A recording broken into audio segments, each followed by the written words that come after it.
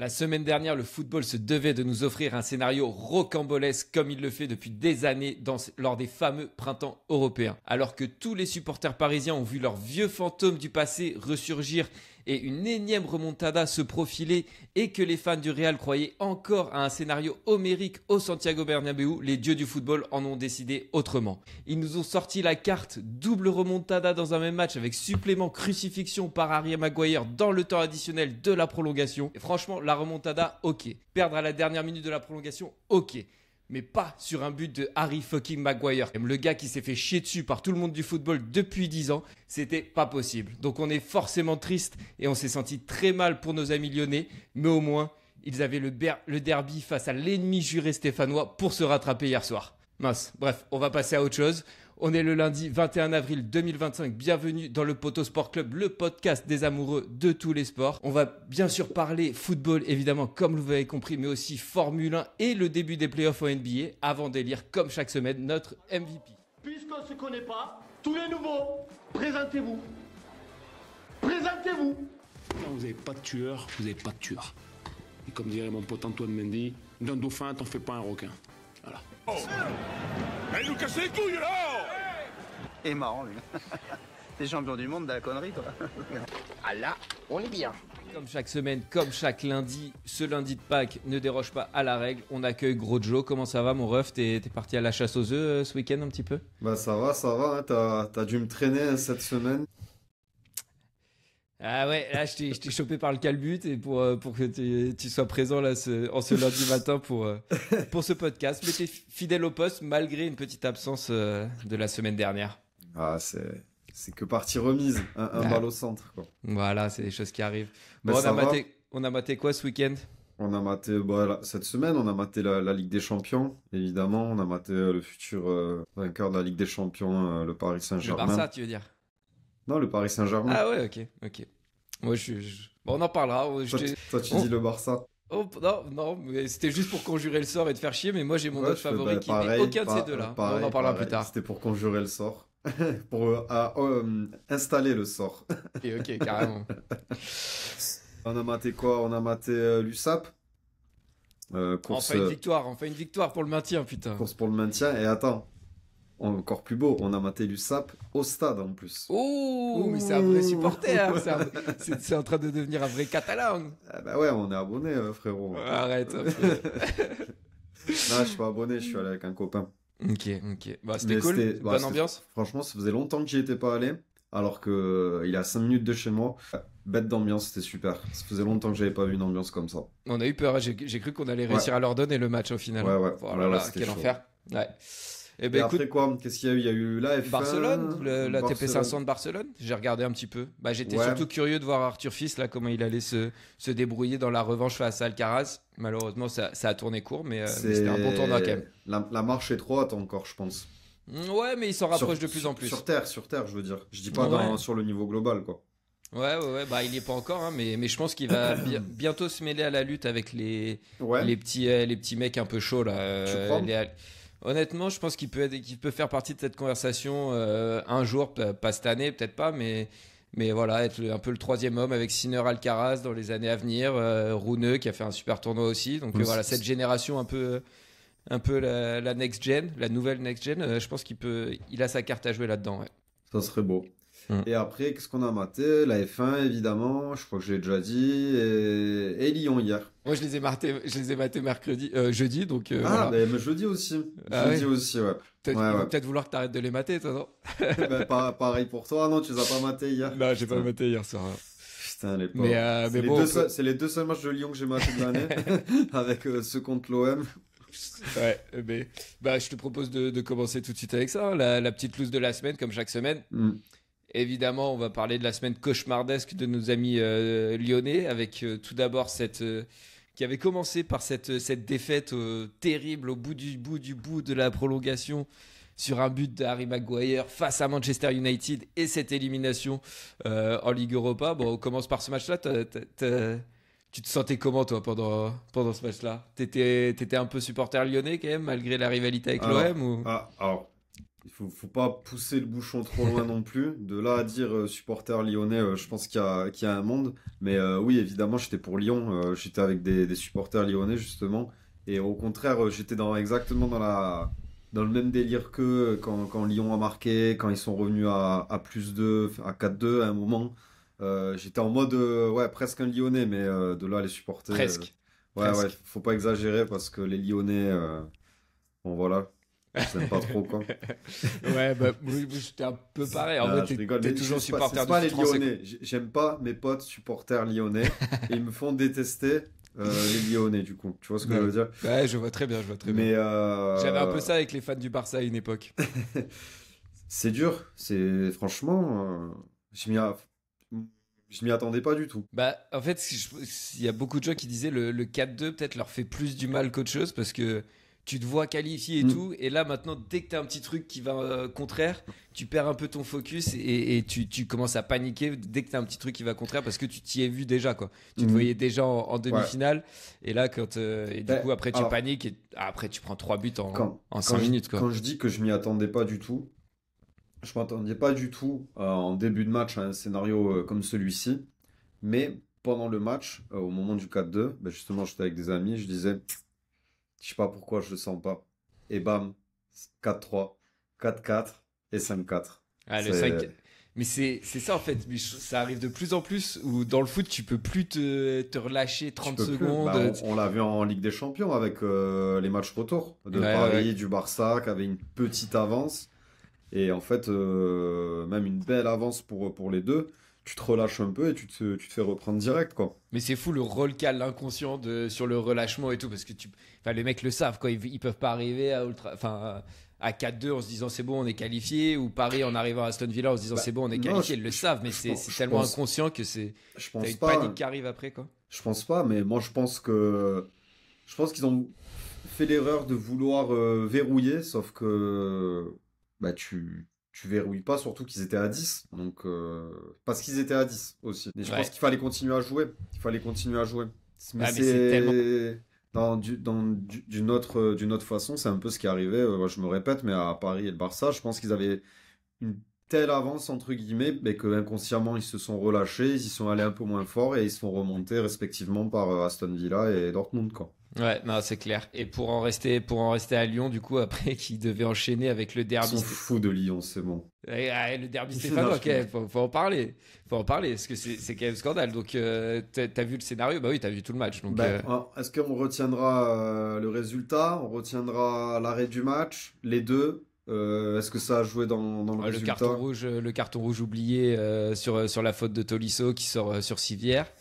Ouais, il y a eu beaucoup de choses, hein, mais bon, les Lyonnais qui espéraient se relancer avec ce derby stéphanois qui était très important pour la course à la Ligue des Champions également, donc c'était pas que un aspect de rivalité, etc. Il y avait vraiment cette ambiance course à la Ligue des Champions.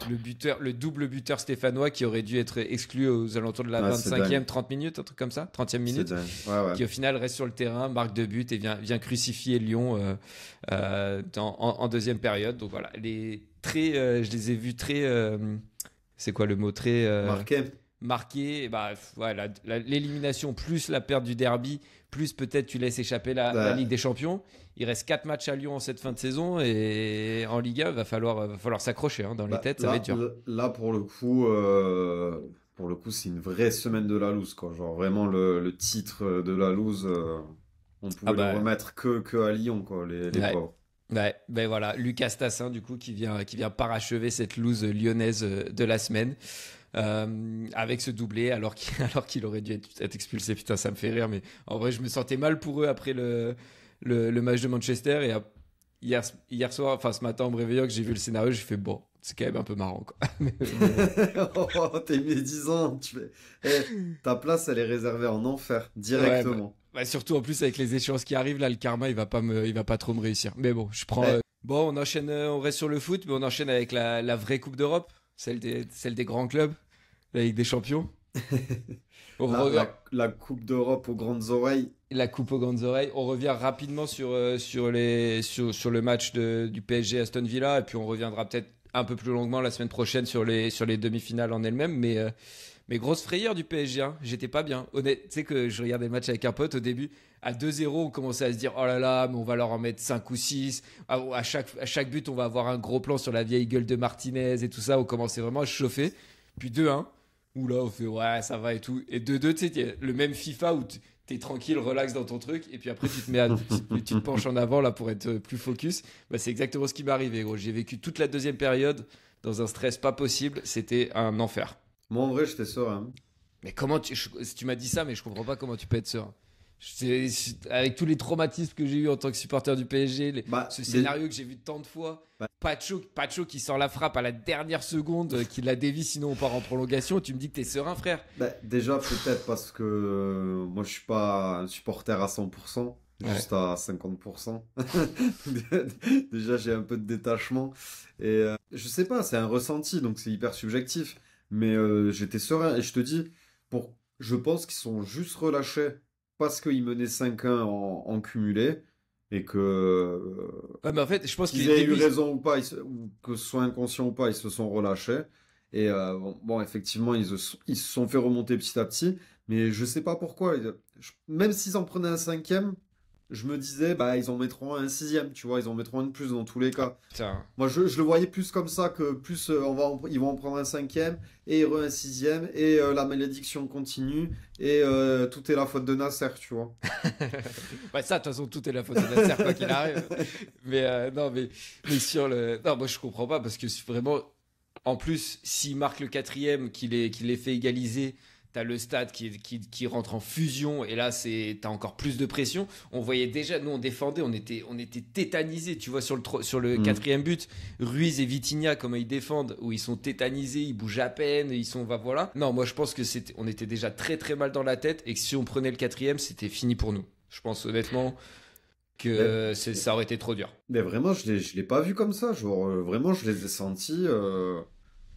Ok, genre. Moi je trouvais Vitinha qui est tellement serein d'habitude, qui faisait des erreurs, la petite remise de la tête. Mais comme tu dis, il y a une perte de concentration quand ils mettent le 2e but à Villa. Ça, c'est certain. Ça, c'est certain, mais de là. Enfin, moi, je les ai pas sentis en danger. Je les ai sentis. Alors, je te dirais pas maîtriser la situation, mais ok, on prend l'eau, mais ça va le faire. Voilà, c'est. Ah ouais. Vraiment comme ça.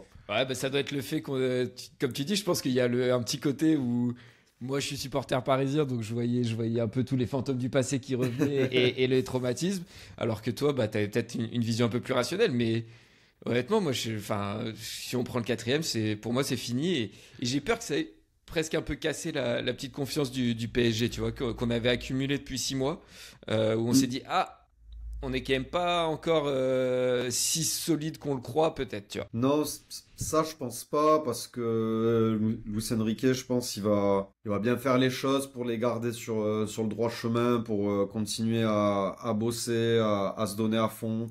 Et ça commence par la Ligue 1, alors qu'elle est déjà gagnée, mais à continuer de gagner les matchs de Ligue 1, au-delà de finir la saison invaincue, juste rester dans le rythme. Donc je pense que Luis Enrique, il va continuer à bosser sur ça. Moi, vis-à-vis du groupe, je pense pas, mais plus vis-à-vis de l'aura que commençait à avoir Paris, genre Arsenal. Je pense ils se disent, bon, bah en fait, ils sont prenables quand même. Tu vois, Paris, c'est pas l'ogre qui grandissait, qui était en train de se construire depuis début 2025, quoi. Ouais, carrément. Il faut voilà. Peut-être un peu moins peur avec. Ouais, voilà, légèrement moins peur, mais je pense pas que ça ait cassé la confiance outre mesure, quoi. Mais limite, d'où je pense qu'on est meilleur en plus dans cette situation-là où on n'est pas forcément favori. On se dit, ah ok, peut-être que. Voilà, je pense que comme on l'était face à Liverpool, et peut-être qu'Arsenal, avec les 2 gros matchs qu'ils font contre le Real, a peut-être pris ce chapeau un peu de favori. Et peut-être que ça reste une jeune équipe, mine de rien, même s'ils arrivent plus à maturité que le PSG. Ça fait longtemps qu'Arteta est là. Je pense que ça peut peut-être les desservir un petit peu. Mais bon, après. Mais c'est ce que tu voulais dire tout à l'heure, que c'était Arsenal les favoris. En vrai, tiens, on va mettre de côté le PSG, et puis on va parler un peu des demi globalement. Mais pour moi, honnêtement, on a les peut-être les plus belles demi-finales de l'histoire de la Ligue des Champions, pour plusieurs raisons. 4 pays différents, aucun favori qui se dégage, et que des équipes Pas le Real. Pas le Real, enfin, on n'a pas le Real aussi, ça régale. Et on a aucun favori qui se dégage, et on a que des équipes qui sont trop fortes dans leur style de jeu, tu vois. Genre d'un côté, t'as Barça et Paris qui sont ultra offensifs, qui font un spectacle de fou, qui ont une armade offensive qui est incroyable, mais qui sont un peu friables derrière et prenables. Et de l'autre côté, t'as l'Inter, meilleure défense d'Europe, forte en transition. Ils ont pris que 5 buts.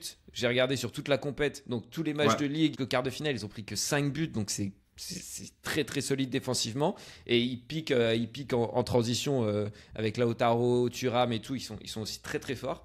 Et Arsenal, un peu dans ce même style-là, peut-être un peu moins défensif que l'Inter, mais un bloc ultra solide. Pareil, seulement 7 buts encaissés, 3e défense de la compète.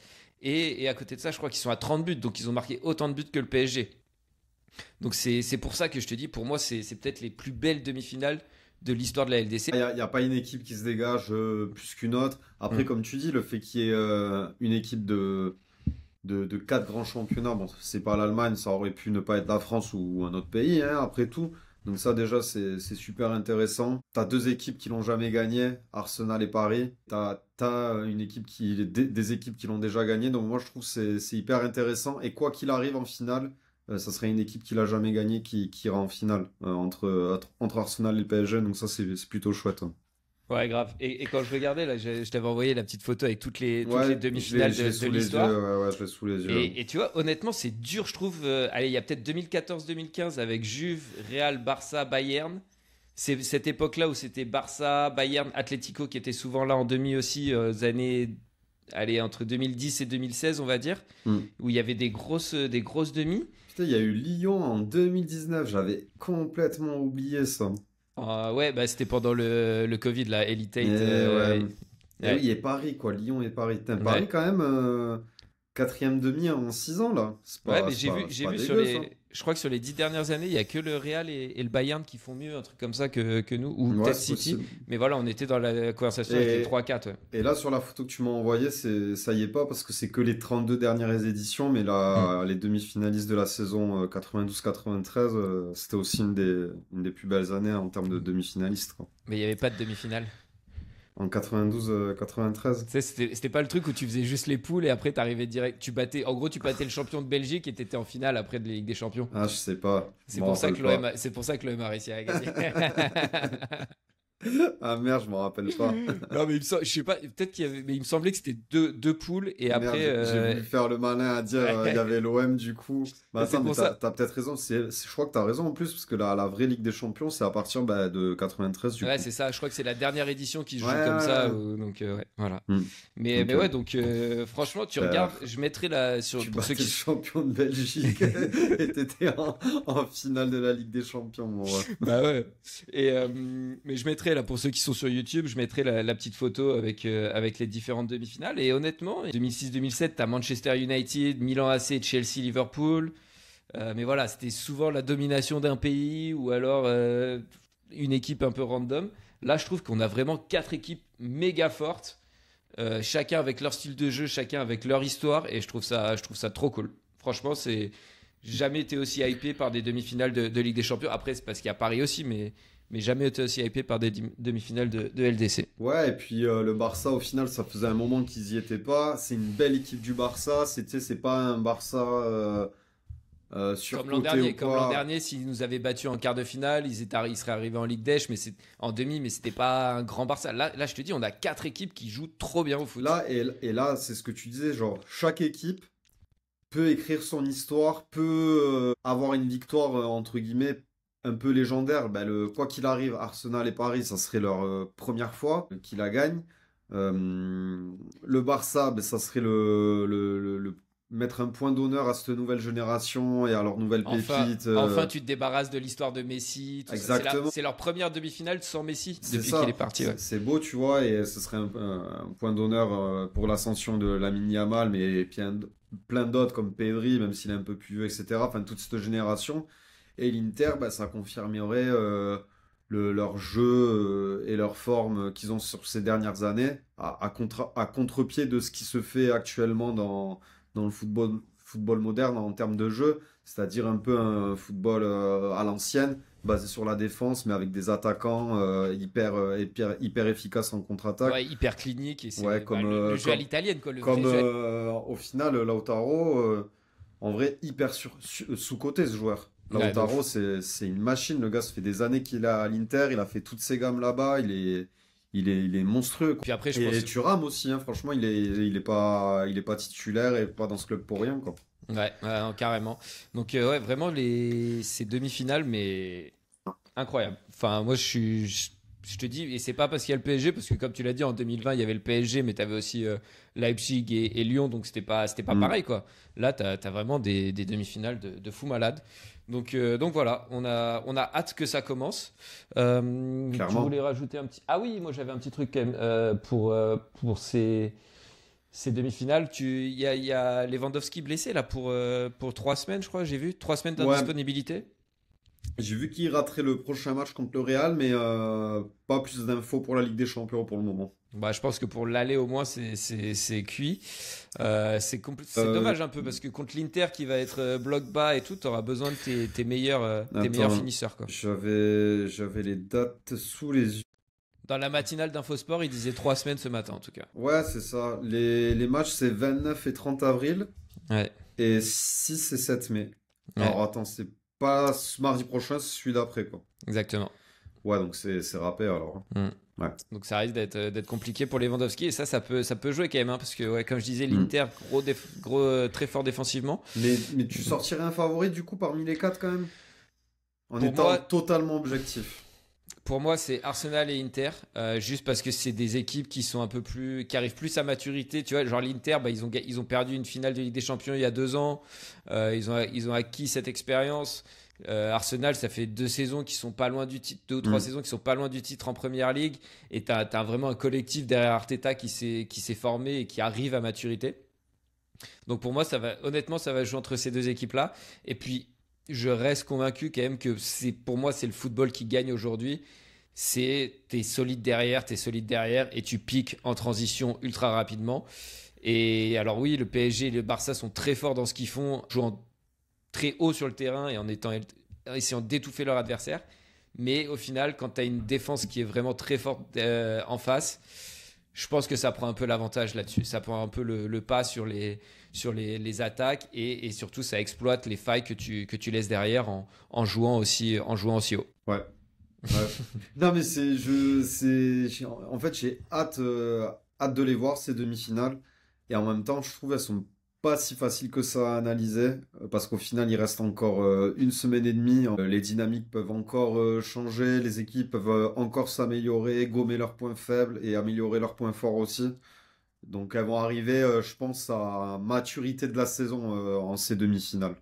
Genre Ouais, avec, carrément. tu sais, pas encore cramé physiquement et tout. Vraiment, les joueurs et les équipes, elles seront en maturité, donc ça va être explosif, je pense. Ouais, carrément. Et puis sur les deux, bah, comme on a eu 2 oppositions de style, Ouais. donc ça va être mortel. Bon, je pense qu'on a fait le tour sur le football. On enchaîne avec la Formule 1 ou tu voulais dire autre chose? Ah oui, Valverde, Golasso hier, qui Je l'ai permet vu ça à la 91e. Golasso qui permet au Real de s'accrocher au wagon, mais je pense que le Barça est bien parti pour faire le triplé cette saison, donc... Ah oui, toi, ils ont déjà gagné avec des Tout ce qu'on vient de dire avant sur les favoris, tout ça, à la fenêtre. Mec a rien écouté. Non, je pense vraiment que c'est Paris qui va la gagner cette année. Arrête. Mais je pense vraiment que c'est Paris qui va la gagner, que Arsenal, ils vont se chier dessus. Mais ça va être serré, hein. Paris va passer. Et Paris-Barça. Ok. T'en rêves d'un Paris-Barça, non? Ouais, moi je rêve surtout de Paris en finale, hein, contre qui je m'en bats un peu les couilles. Après, je pense que honnêtement, je préfère jouer le Barça que jouer l'Inter. Pour notre style de jeu à nous, Ah oui, je clairement. préfère jouer le Barça que l'Inter. Et Clairement, là, clairement. contre, t'as une finale où ça peut partir dans tous les sens et finir à 4-3 pour l'une des 2 équipes, quoi. Donc ça serait mortel. Mais on n'en est pas là encore. La Formule 1. On a une victoire de Piastri qui s'impose devant Verstappen. Une belle victoire. Alors, je te l'avais déjà dit, je crois qu'on pourra ressortir les bandes. Si jamais il faut ressortir les bandes. Mais je crois que j'avais déjà dit que pour moi, Piastri, ça serait le plus dangereux et qu'il serait peut-être même champion du monde dès cette année. Ouais. Bah, après, tu connais la Formule 1 comme ta poche, donc c'est normal. Oui, Bah, ouais, ouais. ouais. Non, mais je connais tous les sports comme ma poche. Ouais, d'accord. Tiens, là aussi, je vais te ressortir des bandes la prochaine fois que tu me sors une dinguerie. Non, du coup, Piastri qui s'impose devant Verstappen. Alors, il faut savoir que Verstappen a eu la pole, mais il a pris 5 secondes de pénalité en course parce que il a grillé Course- en- Pour en- circuiter un virage ouais, dans au premier virage, enfin premier tour, premier virage ou deuxième virage, il a court-circuité Piastri, qui était déjà, c'était au premier virage, hein, qui était passé devant lui avant la corde. Il fait du mieux qu'il peut parce qu'il est sur l'intérieur. Donc voilà, elles sont méritées les 5 secondes. Je pense qu'il aurait peut-être dû le laisser passer, mais bon, Piastri avec McLaren était tellement au-dessus qu'il aurait doublé et je Ouais. pense que ça n'aurait rien changé. Donc autant tenter de rester devant, de éventuellement créer un écart ou compter sur un coup du sort pour au final. Une petite safety car. Ouais, malgré la pénalité. Il y a eu la safety car. Ouais. Hum, Oui, bah oui, dès le premier tour. Sur le départ très chaud entre Gasly et Yuki Tsunoda, quoi. Ouais. Gasly qui finit dans le mur au premier tour, ça fout. Ouais. Ah, j'étais dégoûté. Il Bah, fait des super qualifs, l'Alpine qui marche de mieux en mieux, enfin, avec lui, Bah, pas avec son clairement. coéquipier. Bah, clairement. Et se faire couper l'herbe sous le pied comme ça dès le premier tour sur. Pour moi, c'est léger, mais c'est quand même plus la faute de Tsunoda hein, sur l'action pour moi. Clairement. Non, non, mais c'est clairement la faute de Tsunoda. Et bon, Qui après, fait voilà. deux abandons en 3 courses pour lui, non d'ailleurs, avec la Red Bull, là, il me semble. Et je crois qu'il a. Ouais, Non, non, possible. Non, je sais non, non, plus. je crois pas, non. Non, Je non, sais plus. c'est juste que la première course. Ouais, il finit pas dans les points, mais c'est tout. Ouais, Non, je c'est- crois que c'est ça. Donc, Grand Prix. Tu lui mettrais combien sur. Tiens, je pense qu'on va se faire ça d'ailleurs. Après chaque Grand Prix, on commencerait à mettre une petite note au Grand Prix. Là. Je sais pas, parce que moi, Jeddah, c'est mon Grand Prix préféré. Je le trouve spectaculaire à regarder quand tu vois les on-board à Jeddah, mais tu te chies dessus, quoi. C'est n'importe quoi. Mais en même temps, il s'est pas passé des trucs de fou. Une fois que Piastri était passé devant, Ouais. c'était fini. Bah, moi, je lui mettrais un petit 12, 12 et demi, tu vois, Ah, sur 20? 20. Ouais, enfin, maxi 12. J'aurais donné. Après, ça dépend. On n'a pas donné de notes aux précédents, mais les précédents étaient vachement chouettes. Ouais, j'aurais donné un 12. Un 12 Ouais. maximum, quoi. Non, Un il y 12 avait quand maxi. même la remontée de Norris qui Oui. était assez intéressante à regarder. Il y a eu pas mal de dépassements, mais plus vers la 6, 7, 8e place. Puis on Moi, c'est- avait Romain Grosjean Ah en oui, commentaire. le donc GOAT. ça fait toujours plaisir. Ah, de ouf. Franchement, il Ouais, est des fois, il donnait hyper- des trucs hyper techniques, hyper pointus et tout. J'étais là, mais c'est tellement stylé ce qu'il Ouais. raconte, quoi. Genre, très, c'était très vraiment fort. Et trop en ouf. plus de ça, il est drôle et je trouve que la complémentarité avec Julien Febvre, elle marche super bien. Mais quoi. t'as l'impression qu'ils sont meilleurs potes les deux, qui se kiffent Bah, trop et tout. ils sont potes dans la vraie vie, Ouais. dans tous les cas. Ouais. Meilleurs, peut-être pas, mais et encore que, on sait pas. Mais oui, oui, dans la vraie vie, ils sont super potes. Ouais. Et non, puis il y a quand même la remontée d'Isaac Hadjar aussi qui était intéressante. Il part Ouais, ouais. il part 15e, il me semble. Ou 14e. 14e. 14. Il finit 10e. Bon, il profite évidemment des deux abandons devant lui de Tsunoda Mm. et Gasly, mais il a été très bon aussi sur son premier enfin stratégiquement au niveau des pneus, de la gestion des pneus, il a été très bon, je trouve. Il a eu du rythme. Il aurait pu espérer un peu mieux si les Williams n'avaient pas fait un jeu d'équipe juste devant lui sur la fin du Grand Prix. Mais non, très belle course d'Isaac Hadjar qui confirme son début de saison assez convaincant, Mhm. quoi. Et moi, je te dis, Piastri, il a du Verstappen dans le sang. Là, il est talentueux et il est froid. et Ouais, il exactement. est, et il a un truc, tu vois. Il a une aura. Norris, je sais pas, je le sens. Ben, regarde, ça veut rien dire, ça arrive à tous les pilotes. Mais il a fait l'erreur en qualif. Voilà. Ouais, bah, j'ai vu un article, je sais plus sur quel média c'était, mais Donc, le je titre pense de que, l'article il s'est c'était. chié dessus, quoi. Tu vois, il a pas c'était, eu les nerfs. Ouais, le titre de l'article c'était en mode un champion du monde ne devrait pas faire ça, tu vois. Et genre en mode tu peux pas espérer être champion du monde si tu fais une erreur aussi énorme en qualif. Alors oui, Bah, ça arrive, mais pas si tu veux être champion du monde, quoi. Mais clairement. Et Piastri, il est. Je sais pas, il y a un truc Mais qui il se est dégage. clinique, quoi. Il est Ah, clinique. il est clinique. Il y a un truc il qui fait se aucune- dégage.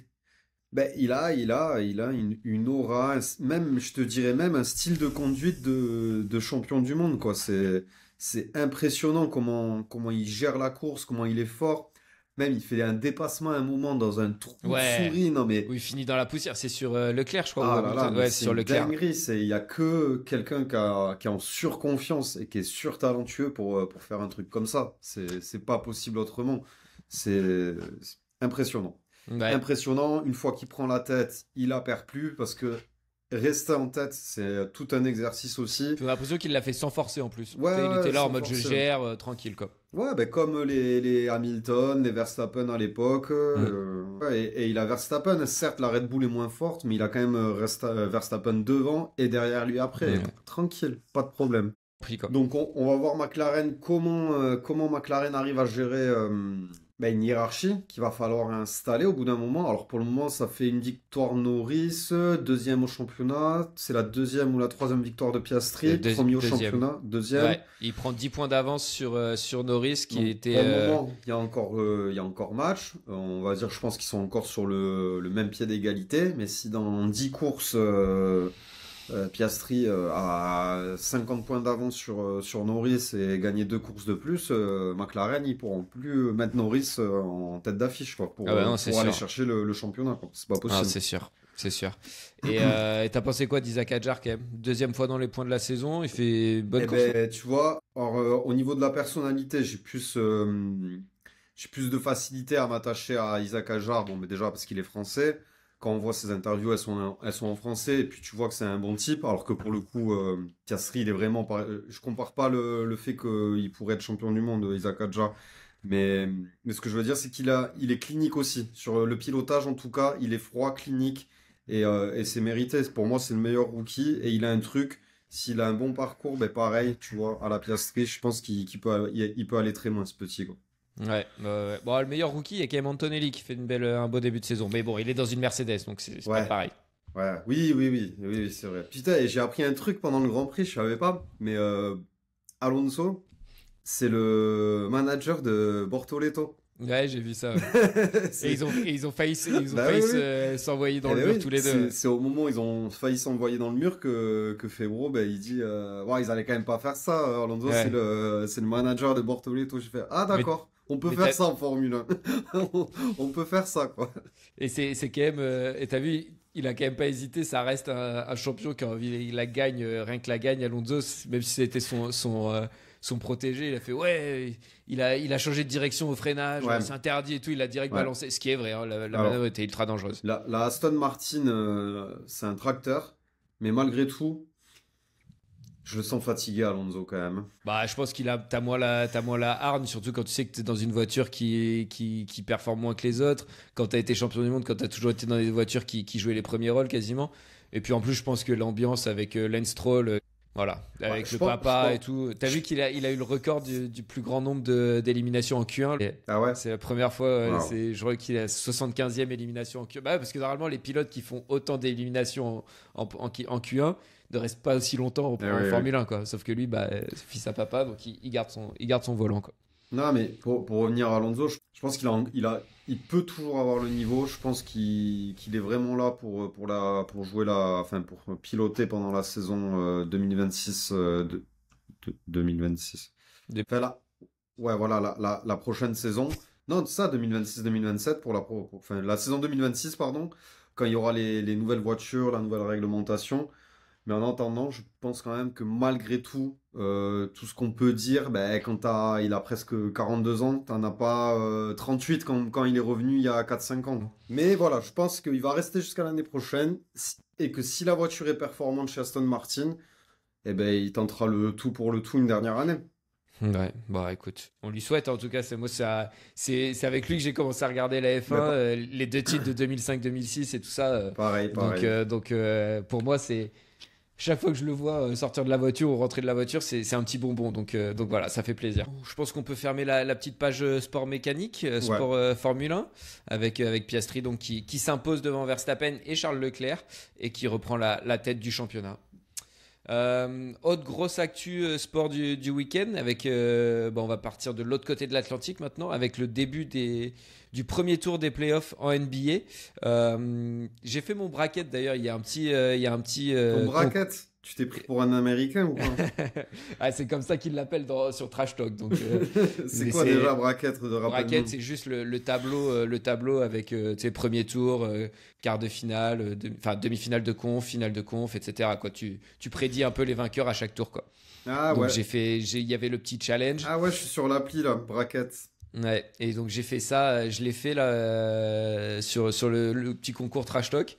Et je ferai un petit point après le premier tour, je sais pas, dans une semaine ou deux, on fera un petit point sur mes résultats, voir si j'ai été bon et si je connais vraiment le basket ou pas. Et j'aurais dû te dire de le faire d'ailleurs aussi, comme ça Bah on ouais, aurait pu c'est vrai, comparer. on aurait pu Mais bracketter ensemble, quoi. J'ai braquetté. J'y ai pas pensé sur le moment. Voilà. Non, mais de toute façon, le bracket, il est vite vu. Ouais. C'est Attends. ok si Boston en finale. Non, non, j'irai pas jusqu'à la finale, mais si on prend les matchs, toutes les confrontations, je pense que OKC va passer face aux Grizzlies. Il y a les Nuggets Clippers, ouais, ça je sais pas trop. C'est la plus indécise des deux, Ouais, et d'ailleurs on va en parler vite et fait. Lakers Timberwolves aussi, en sachant C'est qu'ils ont les déjà gagné deux- le premier match. Les deux plus indécises, ouais. Et les deux dont j'ai envie de parler d'ailleurs un petit peu. Donc, Ah, en fait, je trouve à l'ouest, à part OKC, tout peut se jouer. À l'est, c'est un peu plus défini. Genre, Ouais, à l'est- Boston va passer. Je pense que les Knicks, quand même, vont passer face aux Pistons, et encore que. Les Pacers vont passer face aux Bucks. Le mec, il parle, genre, c'est sûr, tu vois. Genre, regardez pas, les gars, regardez pas les matchs. Je vous le dis déjà. On se donne rendez-vous en demi-finale de conf, là pour l'instant ça sert à rien. Et les Cavs face aux Heat. Bah écoute, on verra. Je suis peut-être un peu moins sûr. Est-ce que les Cavs vont réussir à bonifier leur bonne saison régulière Non, et aller jusqu'en finale de conf? Ah oui, oui, je pense. Après, pour le coup, ben, c'est pas pour rien que les matchs, enfin les confrontations les plus serrées, je trouve ben, que c'est celle dont le quatrième de conf. Putain, ça ne veut rien dire ce que je viens de dire. Qu'en gros, les matchs les plus resserrés, c'est ceux où au niveau de la conf, ils sont le plus resserrés également. Donc, Ouais, au le 4 classement. contre le 5 et le 3 contre le 6. tu Ouais, vois. bah forcément. Ouais. Oui, non, mais ça pourrait ne pas être le cas, mais la logique veut que, ben, au final, oui, je trouve que c'est le cas, quoi. Il y a ouais, je pense qu'on va parler de deux séries rapidement, hein, on va pas passer trop de temps dessus. Ça reste que le premier tour, on va dire. Ouais. Mais moi, il y a deux séries qui me hype en particulier. La première, c'est, bah, t'en as parlé vite fait, mais Minnesota Timberwolves contre les Lakers à l'ouest. On a Anthony Edwards et Rudy Gobert face à LeBron et Luka. On a un peu la nouvelle phase de la ligue, même si c'est un peu trop un bad boy pour être la phase de la ligue avec Anthony Edwards et un Frenchie face au King, peut-être le GOAT du basket mondial, LeBron James, et Luka Magic qui est, ouais, allez, top 3 players NBA sur les 3 dernières années. Les Lakers qui ont très bien fini la saison et qui étaient favoris, mais qui ont perdu le premier match à la maison et ont déjà perdu l'avantage du terrain.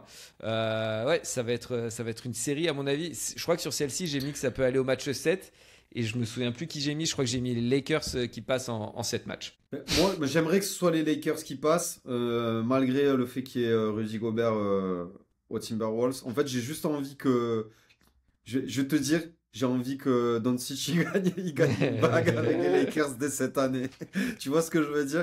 Pour Ouais, vraiment je crois comment il s'appelle, Nico Harrison, il est les morts jusqu'au bout, quoi. Ah ouais, là vraiment. Il y a tellement de mimes sur lui là, parce qu'en plus les Mavericks se sont fait exploser en play-in et tout ça. Et il y avait un truc où genre ils ont pris 150 points et tu sais il a marqué ouais c'est la défense qui fait gagner des titres, un truc comme ça. Donc ouais c'était ouais j'avoue que il y a un petit truc LeBron Luka qui me fait aussi kiffer. J'aime beaucoup Luka. Je trouve que c'est stylé l'association avec LeBron et tout. Mais je pense qu'ils auront du mal quand même. Ils sont trop courts à l'intérieur pour aller. Et c'est pour ça que je pense que Minnesota peut vraiment leur poser des problèmes. Et c'est pas du tout un bon tirage pour eux. Parce qu'ils ont Rudy qui est un des meilleurs défenseurs de cercle de la ligue à l'intérieur. Clairement. Ils ont Naz Reid en 6e homme qui lui qui est le parfait complément de Rudy Gobert. Et ils ont Anthony Edwards qui peut péter à n'importe quel moment. Donc franchement, ça va pas. Même si les Lakers sont très bien finis, qu'ils étaient favoris. Je pense que ça. Faudrait que même s'il est un peu vieux, que les Lakers prennent Rudy l'année prochaine. Ouais. Ce serait pas sur du long terme, mais là. Ouais, Rudy ou un Sabonis ou un truc comme ça. Je crois qu'il y a pas mal de mecs libres, des grands qui sont libres et qui peuvent être. Bon, en tout cas, on souhaite une bague à Luka et Cooper Flag aux Sixers. Oh putain, mais alors ça serait. Arrête, dis pas des choses comme ça là, tu vas me. On trade Embiid, on trade Paul George et voilà, quand on construit autour de Cooper Flag, ça serait monstrueux. J'ai vu que niveau pourcentage de chance, ils étaient pas loin. Alors ils sont pas dans les premiers, mais on a été tellement nuls à chier cette année que forcément, on remonte dans les classements pour la loterie. Ouais. Deuxième série dont j'avais rapidement envie de parler, Clippers Nuggets. La série la plus indécise de ce premier tour, je pense, et ça s'est bien confirmé lors du premier match que les Nuggets ont remporté en prolongation avec seulement 2 points d'écart. Voilà, je la trouve intéressante parce que d'un côté on a Jokic qui fait peut-être la meilleure saison de sa carrière et ça veut dire beaucoup quand t'as déjà été élu 3 fois MVP.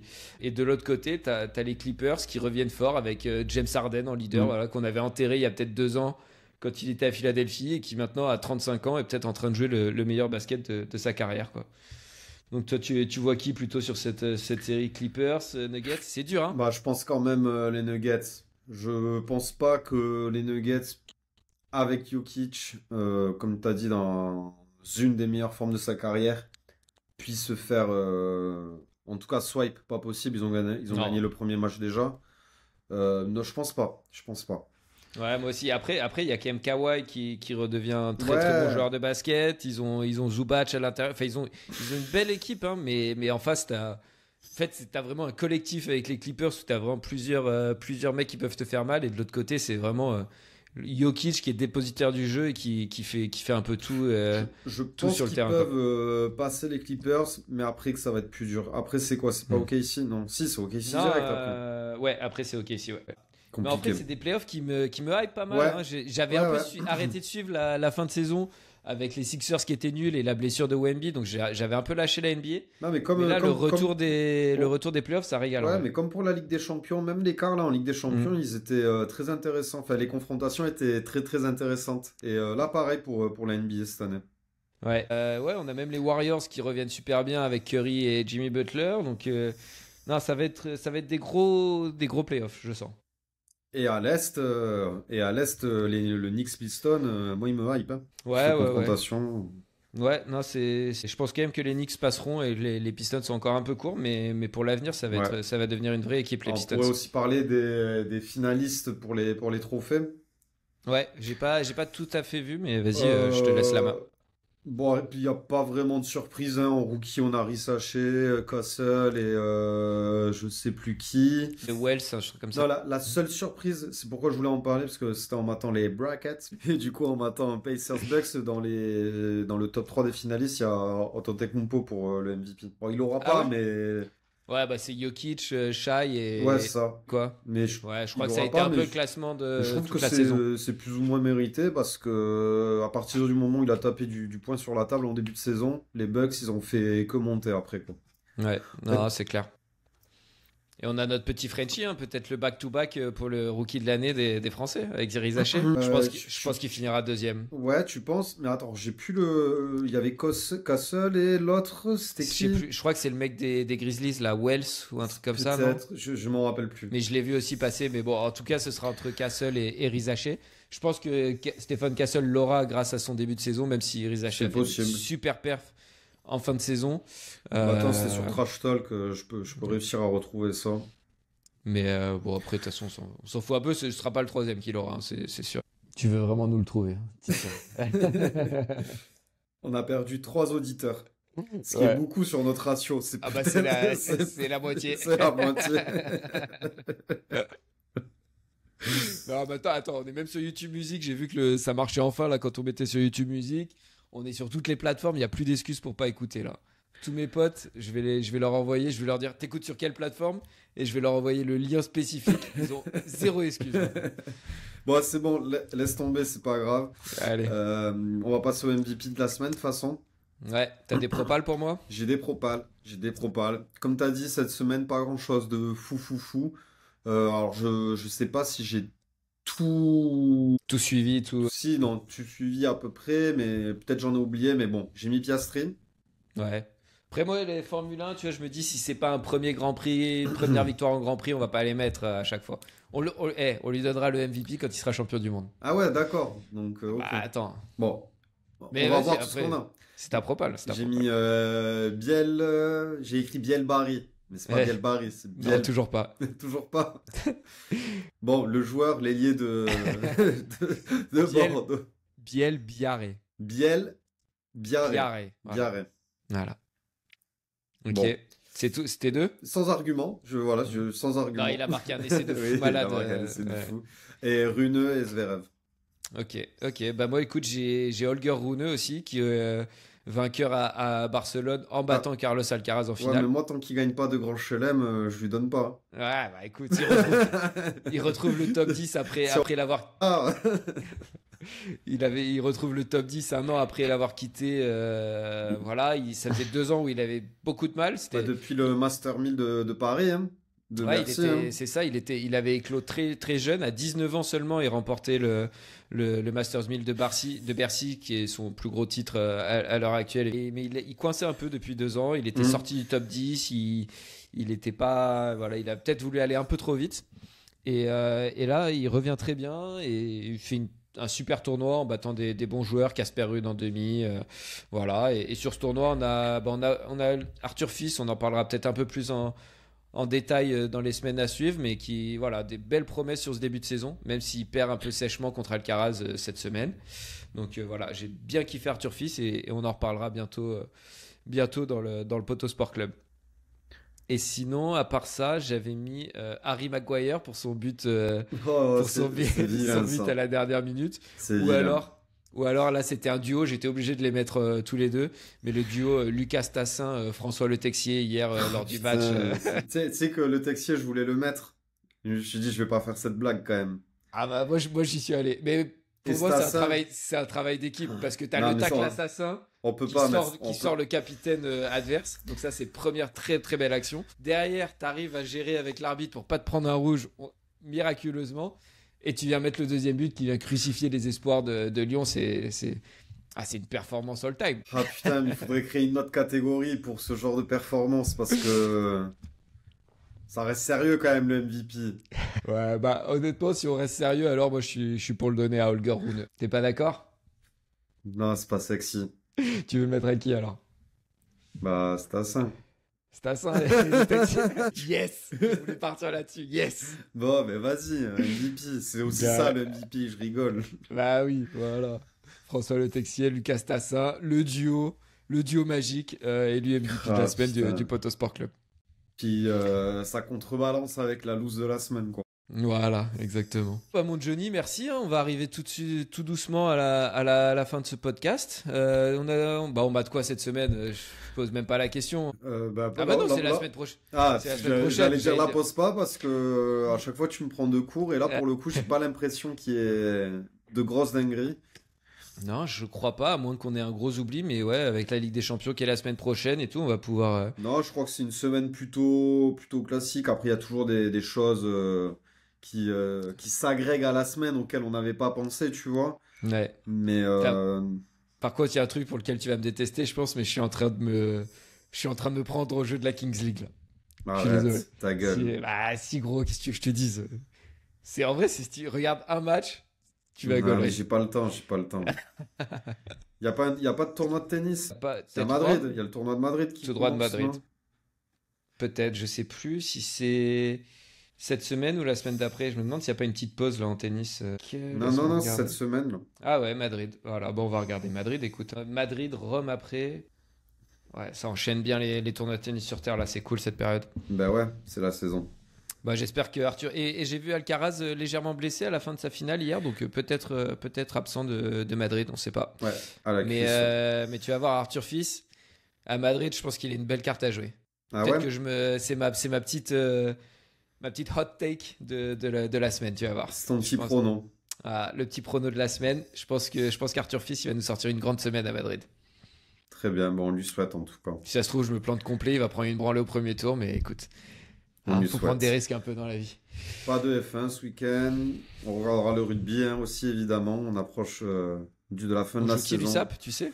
L'USAP, je crois que c'est à l'extérieur. T'es abonné maintenant, tu devrais savoir ouais, le calendrier par cœur. Je laisse ma carte souvent parce que je n'ai pas le temps d'y aller. Bon, c'est pas grave sinon, hein, on va pas passer les 5 minutes à la fin de l'émission là-dessus. À Montpellier. Ouh, le derby. Et après, on reçoit le Stade Français qui a perdu ce week-end. Oh là encore. là. Bon, on a égalité de points avec eux en plus. On a égalité de points. Donc là, vraiment, les 2 prochains matchs, ça va décider de notre sort. Clairement. Eh ben écoute, on a hâte. Merci tout le monde de nous avoir écoutés. N'oubliez pas, on est sur YouTube, mais on est aussi sur toutes les plateformes audio, Spotify, YouTube Music, Apple Music, tout ce que vous voulez. Tout. Donc voilà. Tu peux pas t'échapper, mon copain. Tu peux pas t'échapper. Où que tu sois, on sera là. Donc voilà, n'hésitez pas à mettre des petits likes, des petits commentaires, ça nous aide beaucoup. Et puis nous, on se dit à la semaine prochaine, mon Johnny. Allez, à la semaine prochaine. Allez, ciao l'équipe.